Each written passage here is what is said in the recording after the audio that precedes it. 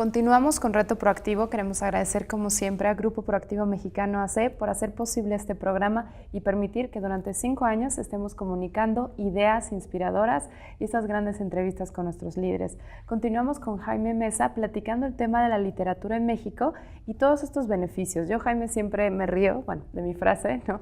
Que pudiera sonar no tan formal, pero si no haces sexy algo, a nadie le va a importar. O sea, ya lo vemos claramente que una película 3D, algo novedoso, algo de colores, pega, lo demás es aburrido. Entonces, que quisiera preguntarte, al editar un libro personalmente, nos dimos el reto de decir, ¿qué funciona en México? ¿Un libro físico o podríamos ya estar entrando a la era digital de los libros? Y bueno, me llevé la sorpresa que se habla que incluso las propias librerías están buscando autores a quienes comprarles un book online o libro online, porque ni siquiera hay. Y sin embargo estoy pensando que si el tema es que hay falta de recursos para comprar un libro físico, pues tal vez el tema online pudiera resolver esa velocidad y esa parte de traer contigo tecnológicamente, ¿no? Claro. No sé qué opinas. No, incluso hay una discusión sobre los precios de los libros anterior a la que estás planteando, que es, hay bibliotecas. Hay muchísimas bibliotecas en México, es decir, de especializadas, públicas, privadas. Entonces, digamos, si el problema fuera el precio de los libros, bueno, no. Porque hay libros gratis, ¿no? Para cualquiera. El área que estás tocando de los ebooks o de los libros en línea y todo esto es como la nueva frontera que aún no se explora y aún no tocamos tierra. Es decir, casi cada país tiene como su tendencia, en unos sube, en unos están vendiendo mucho, en otros dan grandes adelantos para hacer solo ebooks, en otros no. En Latinoamérica o en México no se leen muchos ebooks, se venden poco. Es decir, todavía es como un asunto de muchas aristas donde no vemos la luz. Creo que las discusiones, digamos, del ebook apenas están enfrentándose a las generaciones, ¿no? Es decir, uno pronuncia la palabra ebook o voy a hacer un ebook y la gente que es adoradora de los libros en papel dice, no, se van a acabar los libros, ya es el final de la era en papel, ¿no? Digital. Exacto. Impresa, ya puro digital, y no. Es decir, el hecho de que todavía haya esa discusión quiere decir que estamos en una época oscurantista en relación a cuando vamos a entender algo.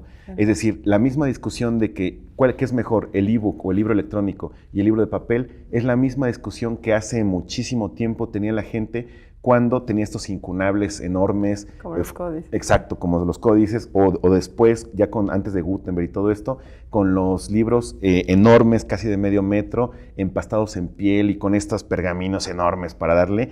Y a alguien se le ocurrió, a Gutenberg o a algunos otros, hacer libros más pequeñitos para que fuera más fácil. Esa misma discusión de que no, ¿cómo va a funcionar? Los libros son sagrados, tienen que ser enormes, es la misma discusión que estamos ahorita. ¿Qué podemos decir? Si la humanidad denegaba la televisión, el internet y hoy en día, exactamente, así. ¿no? Creo que el libro tiene esta parte, para aquellos que amamos los libros, dependemos de ellos, creo que a veces tiene, desde mi punto de vista de mercadotecnia, mal posicionamiento para qué sirve un libro. Es decir, pareciera que el libro es como el que te obligan en la prepa o en la escuela a estudiar y que no te gusta y que es como el horrible de mate. Pero el libro es un profesor que te está dando ideas, es como alguien que nunca pudiste conocer, un Leonardo da Vinci, que te escribe sus memorias, un Chekhov, y es una gran oportunidad. Es decir, he visto que, en países del primer mundo, el libro es la respuesta a todo, es la respuesta a la tesis, es la respuesta a tu negocio emprendedor, es la respuesta a tus problemas psicológicos, etc., etc. En México, ¿cómo ves? ¿Para qué es un libro para el usuario? Es el mexicano cuando recurre a la lectura o la necesidad de literatura de calidad, ¿por qué lo hace? Digamos, creo que son también dos grandes vertientes. Lectura por información, que es la que estás como mencionando, por ejemplo, quiero hacer una casa y no tengo dinero para contratar a un arquitecto, me leo un libro, obviamente se podrían hacer esos contactos. Autodidacta, obviamente, o de acercamiento con las ideas del mundo y de la historia de la humanidad. Y también los libros de arte, ¿no? Es decir, los libros de arte de literatura, que realmente no sirven para nada. Es decir, la literatura como el arte no sirve, es decir, no tiene un uso, ¿no?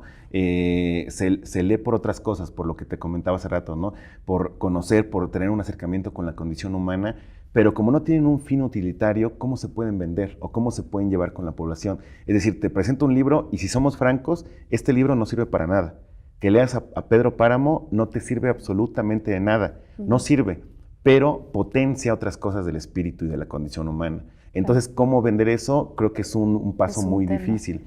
Los mexicanos, creo que leen en gran parte los libros de texto, es decir, leen para la escuela, leen para la universidad, para la preparatoria, y lo que han estado buscando, creo que de últimas han sido sí libros de literatura. Por ejemplo, es impresionante que Antonio Ortuño, un autor de Jalisco que tiene 37 años de alguna forma, acaba de publicar el libro que se llama Fila India, que trata de los inmigrantes del sur de México, es decir, todo este asunto de la bestia y todo lo que ocurre. Y tuvo un tiraje importante en los estándares de la literatura y se está leyendo. Es decir, la gente lo está pidiendo en las librerías. Entonces, de alguna forma, creo que ya los nuevos escritores están conectando con los lectores, que es algo que antes quizá no pasaba. Y eso es importante porque bien a bien el tema de mercado necesita satisfacer las necesidades de nuestro lector, de nuestro auditorio. Es decir, sí, si antes a ti se te daba como definitivamente todo el tema de los libros, digamos, los clásicos, siempre leer literatura inglesa, claramente porque el mexicano debería de identificarse si tal vez ni siquiera es su razón de ser, su contexto, ¿no? También creo que el tema de los libros tiene un hecho que a veces están escritos, cada escritor escribe de forma distinta, entonces se habla a veces que según tu forma psicológica de interpretar información, hay libros que son buenísimos y que no les entiendes porque están escritos de forma, y hay gente que se ha quedado ahí de, es que no le entendí bien a esto. Veo que en México, por ejemplo, libros de desarrollo humano, libros de yoga, libros de turismo están volando, o sea, tú vas y una novedad, o estas novelas, ¿no? Tenemos escritoras, o sea, Gaby Vargas, Guadalupe Loaesa, o sea, de tradición de años y que te editan una cantidad brutal de libros. Sí, claro. Y a la vez estos compiten con libros extranjeros, o sea, tienes un Deepak Chopra, tienes un Osho. ¿Qué pasa ahí? ¿El mexicano apoya a literatura mexicana o se va más por el bestseller internacional? Bueno, primero, digamos, creo que está pasando en todos lados. Es decir, como estos libros de caldo de pollo para el corazón y todas esas cosas, son a nivel internacional. Es decir, porque son puertas facilísimas para encontrar una solución que aparentemente existe, pero que es irreal. Es decir, como estás descorazonado, lee este libro y ya vas a encontrar a alguien, ¿no? Y no es cierto, ¿no? Entonces, digamos, pero eso no tiene que ver solamente con el mexicano, tiene que ver con la condición humana. Como seres humanos optamos por el camino más fácil. Entonces, digamos, en Estados Unidos hay unas librerías enormes y secciones enormes con libros de literatura de superación personal. No sé si el mexicano, digamos, está optando sí por estos... las mujeres, yo diría. Bueno, es decir, en México y en muchos lados se sabe que quienes compran y leen libros son las mujeres. Es decir, hay índices, estadísticas, e incluso muchas publicidades están como orientadas para eso. Por algo pasó, es decir, tienen más interés, no tienen más tiempo porque todas trabajan, es decir, es casi... incluso son madres, tienen menos tiempo que los hombres de alguna forma, pero están comprando y leyendo muchos más libros, lo cual me parece un primer paso para encontrar un público lector interesantísimo. Creo que sí están leyendo, obviamente, como tú dices, bestsellers norteamericanos o noruegos o finlandeses, como estos de la mujer que tenía un tatuaje de dragón, estas cosas. Pero no será porque esos libros los colocas en el Exacto, escaparate principal con lados. La super foto y editorial, y un chavo local tal vez tenga grandes ideas y cero presupuesto, ¿no? Lo que pasa es que eso tiene que ver otra vez con la industria del libro. Es decir, esos libros están soportados o impulsados por grandes cadenas, casas, entonces, digamos, tienen muchas más posibilidades de poner el libro en todos lados, en los mejores escaparates. Y el libro de un joven escritor, pues a lo mejor es publicado por una editorial independiente que no tiene tantos recursos mediáticos y va a aparecer es como un control hormiga de alguna forma.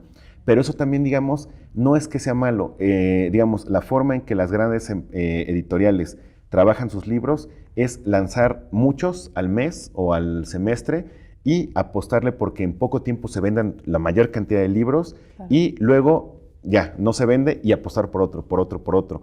Las editoriales independientes han optado por un trabajo de comercialización o difusión más lento. Sacan un libro, sacan pocos libros al año y todo el año van a ferias, a ciudades, a librerías, difundiéndolo poco a poco. Entonces, de esa forma, las editoriales independientes han logrado competir con los grandes consorcios, apostándole durante mucho tiempo a un libro que lo conozca la mayor parte, mucha gente, pero a lo largo de un periodo grande, no un mes o 2 meses, han logrado ponerse, no a la par, es decir, sería como imposible, pero sí al menos tener muchos años en el mercado, ¿no? Entonces, bueno, creo que están leyendo de los dos, obviamente los otros mucho más por el posicionamiento del producto. Me está interesantísimo este tema y viene a bien nos hace como reaccionar ante uno la cultura de la lectura, otro como un poco el malinchismo presente en todas las industrias, ¿no? Igual me hablas de libros, me imagino de los vinos mexicanos que son espectaculares para muchos, pero para comprar un vino en tu propio país sale el triple de caro que comprar un vino de afuera, ¿no? Entonces empezamos a ver este panorama.